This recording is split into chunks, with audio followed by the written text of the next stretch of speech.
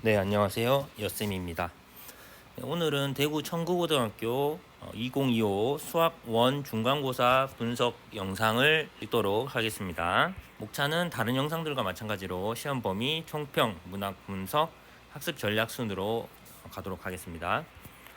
네, 시험 범위입니다. 청구고 같은 경우에는 교과서가 이제 출판사가 미래엔 교과서고요. 시험 범위는 지수로그부터 삼각함수 그래프까지인데요. 시험 날짜는 수원의 경우에는 4월 30일에 이제 시험을 봤었습니다.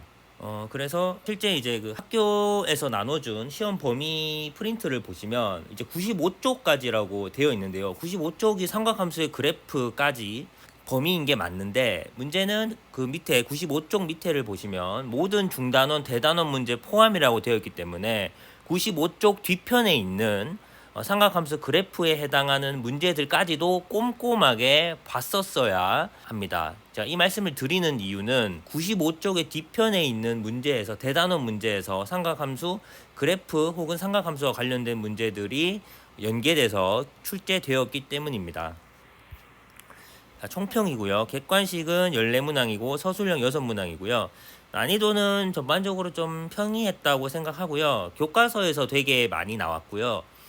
3분의 2 정도는 교과서에서 나왔던 것 같습니다. 그 다음에 이외에 교과서에 안 나왔던 문제는 모의고사 기출 혹은 비슷한 문제들을 시중 교재에서 찾을 수 있는 그런 문제들로 구성이 되어 있습니다. 자, 그러면 문제들을 좀 보겠습니다.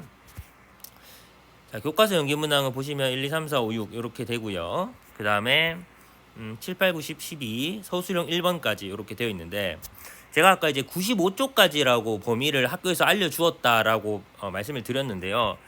두 문제만 좀 보겠습니다. 지금 교과서는 95쪽까지라고 되어 있지만 실제 보시면 지금 요 10번 문제 같은 경우에는 전개 문제가 교과서 113쪽 11번 문제입니다. 95쪽까지라고 시험 범위에는 그 숫자는 페이지 번호는 써 있더라도 밑에 보시면 총 대단원 문제도 포함되어 있다고 했기 때문에 뒷부분에 있는 교과서 113쪽 혹은 그 주변에 있는 대단원 문제도 풀어봤었어야 된다는 것입니다.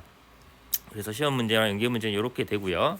자, 그 다음에 또 똑같이 113쪽 15번에 12번 문제도 이렇게 비슷한 문제가 출제되었음을 알 수가 있습니다. 자, 다음은 이제 모의고사 연계 문항인데요. 네, 보시면 11번 정도를 제외하고는 나머지는 다 3개년에서 5개년 정도 문제들이다, 이렇게 이제 볼 수가 있겠습니다. 네, 그래서 이 문제 11번은 조금 어려운 문제에 전 속한다고 생각을 하고요. 네, 왜냐하면 이게 왜 어렵냐고 하면은 실제 이제 해당하는 값을 찾아야 되기 때문에 x 값을 하나하나 대입해서 찾아봐야 되기 때문에 그래서 좀 시간이 조금 걸리지 않았을까 싶기는 한데요. 근데 다행히 이제 요 11번 문제 같은 경우에는 오른쪽에 연계되는 문제는 보시면은 모든 순서상의 개수를 구하라고 하기 때문에 하나하나 A, B를 일일이 다 구했어야 되는데, 지금 왼쪽에 있는 이 시험 문제들은 객관식으로 줬기 때문에 조금 이제 시간을 절약할 수 있지 않았을까, 이렇게 해서 조금 더 이제 쉽게 내지 않았을까, 이런 이제 생각이 이제 들고는 있습니다. 네. 다음은 13번 문제고요. 교점의 개수를 1부터 10까지 하나하나 다 셌어야 되기 때문에 조금 시간이 걸리지 않았을까, 시간 잡아먹는 문제라고 볼 수가 있겠고요. 그래서 이 문제는 코사인의 절대값을 이제 그래프로 그릴 줄 알아야 되고, 그리고 삼각함수 가학의 변환을 제대로 할 줄 알아야 완벽하게 풀 수 있는 문제다라고 볼 수가 있겠습니다. 근데 오른쪽에 연계 문제를 보시면 요 문제 같은 경우에는 y 이꼴 2일 때의 점의 개수를 알려줬기 때문에, 그러니까 특정 이제 y 수치에 대해서만 찾으면 돼서 조금 시간이 덜 걸릴 여지가 있는데, 왼쪽 문제 시험 문제를 보시면 k가 1부터 10까지를 다 찾아야 되기 때문에 조금 시간을 잡아먹지 않았을까. 제대로. 다음 14번인데요. 14번도 좀 이건 조금 어려운 문제고, 요게 이제 오른쪽에 2024학년도 최근 문제죠. 네, 최근 문제인데, 요 문제 처음 나왔을 때 되게 조금 신선하다라는 사실 생각을 저는 좀 했었는데요.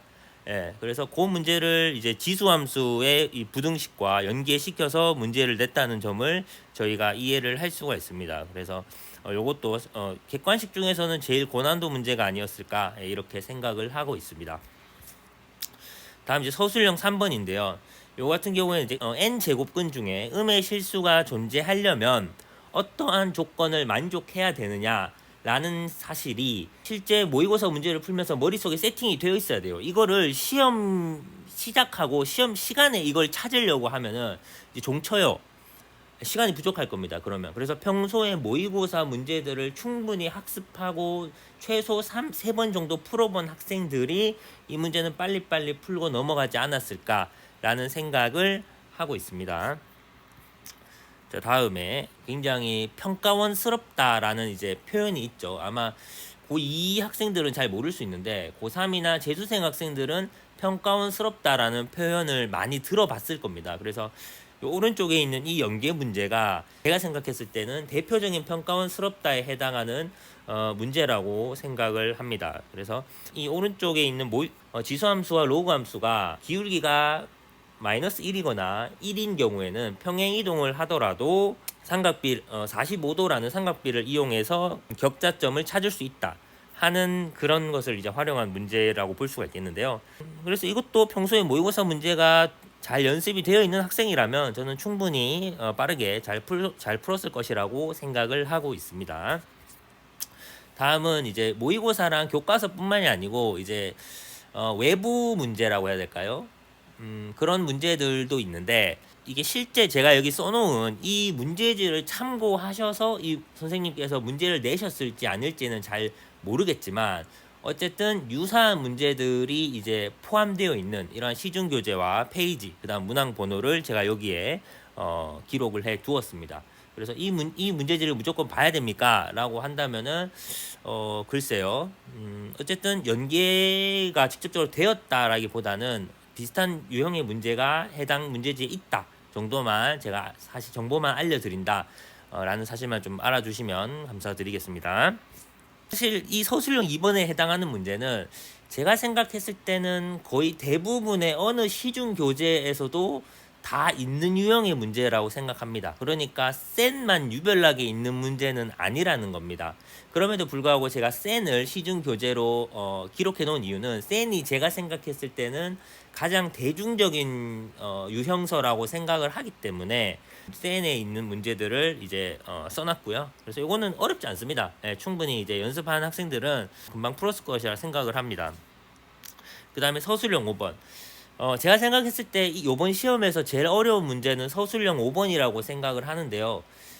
만약에 교과서랑 모의고사 그 다음에 뭐 시중교재 한 권 정도 제대로 이제 푼 학생들은 서술형 5번 정도 빼고는 다 잘 맞췄을 것이라고 생각을 하고요. 서술형 5번을 맞춘 학생이 전교에 몇 명 정도 있을까라는 생각을 저는 조금 하고 있거든요. 이 비슷한 문제를 제가 수학의 시인이라는 문제집에서 제가 이제 찾을 수가 있었는데요.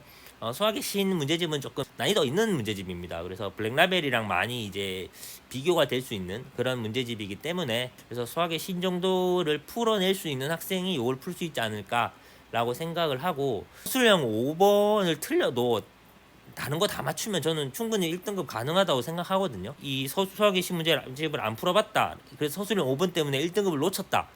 라고 변명하는 것은 저는 좀 말이 안 된다고 생각을 합니다. 혹시나 이 영상을 보고 그렇게 생각하는 학생이 있을까봐 혹시나 해서 말씀을 드립니다. 다음은 이제 서술형 6번인데요. 서술형 6번도 이제 어느 문제집이나 있는 유형이기 때문에 요것도 이제 제일 대중적인 센 문제집을 제가 이제 올려놓았고요. 그래서 보시면 되겠고. 자, 다음 이제 학습 전략으로 가는데요. 자, 하위권 학생들은 교과서랑 센을 이제 반복을 좀 하는 게 좋겠죠. 보시면 교과서랑 그다음에 센에 있는 유형들이 많이 나왔잖아요. 그래서 그것들만 한 3회독, 4회독 계속 반복해서 그 문제들만 충분히 맞춰도 고득점이 가능했을 것이다 라고 생각을 하고 있고요. 중위권에 있는 학생들은 이미 교과서랑 센 문제들은 이미 어느 정도 되어 있을 거니까 이번 기회에 모의고사 기출문제 를 제대로 연습을 좀 해서 평가원스러운 문제가 혹시나 시험 문제로 출제되었을 때 맞출 수 있는 그냥 맞춘다는 개념이 아니고 아까 음의 실수 문제처럼 바로바로 보자마자 바로바로 요 음의 실수는 요렇게 푸는 거야 요렇게 푸는 거야 요게 이제 머릿속에서 바로바로 1분 내로 딱딱딱 떠오를 수 있게끔 모의고사 기출문제를 2번 3번 정도 이상 회독하는 것을 추천을 드리고요. 그리고 모의고사 기출문제 연습은 고2 때부터 미리 해놓으면 좀 좋은 게 고3 때 이제 어쨌든 수능을 봐야 되잖아요. 수능 연습한다 이렇게 생각하셔도 좋을 것 같습니다. 그 다음에 상위권 학생들은 제가 생각했을 때 상위권 정도 되는 학생들은 아까 이제 수학의 신, 내신 심화 교재라고 해야 될까요? 블랙라벨, 뭐 수학의 신, 혹은 절대 등급이라던가 그런 문제들을 심화 교재를 한 권 정도 좀 더 풀어보는 것도 네, 괜찮을 것 같습니다. 네, 이상 청국어 수학 1 2025 중간고사 총평 영상이었습니다. 해주셔서 감사합니다. 이상 여쌤이었습니다. 감사합니다.